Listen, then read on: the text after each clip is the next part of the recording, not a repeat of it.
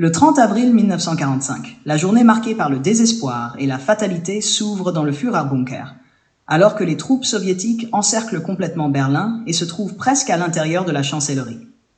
Adolf Hitler, conscient de la fin imminente, met en œuvre ses derniers actes avec une détermination implacable. Le matin de sa dernière journée, Hitler, qui n'a jamais voulu quitter Berlin, prend des décisions cruciales en prévision de sa mort imminente. Il ordonne expressément que ses corps, lui et Eva Braun, soient incinérés après leur décès. Cette décision est motivée par sa peur que son cadavre, s'il était capturé, ne subisse le sort humiliant de Benito Mussolini. Le dictateur italien avait été exécuté en 1945 et son corps, suspendu en public à Milan, était devenu un spectacle de mépris et de vengeance publique. Hitler souhaite éviter que son propre corps soit exposé de la même manière. Il veut contrôler son destin jusqu'au bout. Le dernier repas d'Hitler est végétarien, comme toujours. Il boit de l'eau, car il ne supporte pas l'alcool. Malgré la gravité de la situation, il reste fidèle à ses convictions personnelles en matière de régime alimentaire. Ses choix reflètent un aspect de sa personnalité qui a persisté jusqu'à ses derniers jours, même face à l'effondrement de son empire. Il remercie la cuisinière pour le repas, puis la salue une dernière fois. Hitler passe ses dernières heures avec une poignée de fidèles.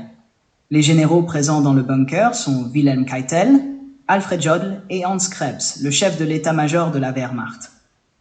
Chacun est accablé par le poids de l'échec imminent. La journée est marquée par des adieux poignants. Hitler prend le temps de dire au revoir à ses plus proches collaborateurs et à ses secrétaires, comme Traudl Jung et Rochus Mich, ses derniers compagnons dans cette période sombre.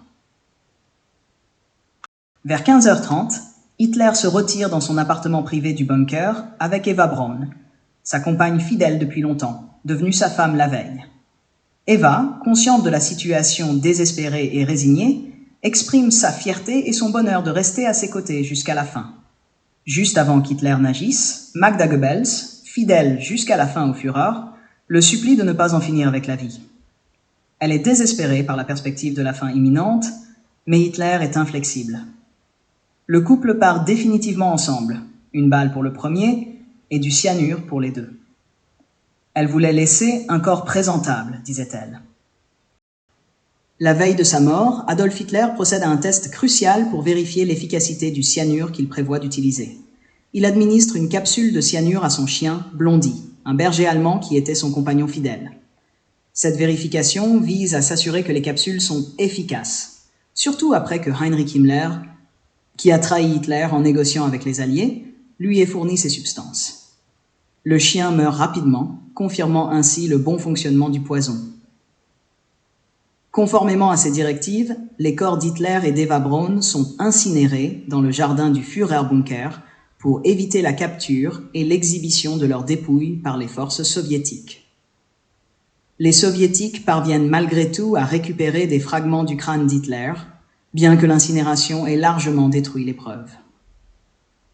Le 1er mai 1945, Joseph Goebbels, nommé chancelier par Hitler, et sa femme Magda, se donnent la mort après avoir empoisonné leurs 6 enfants.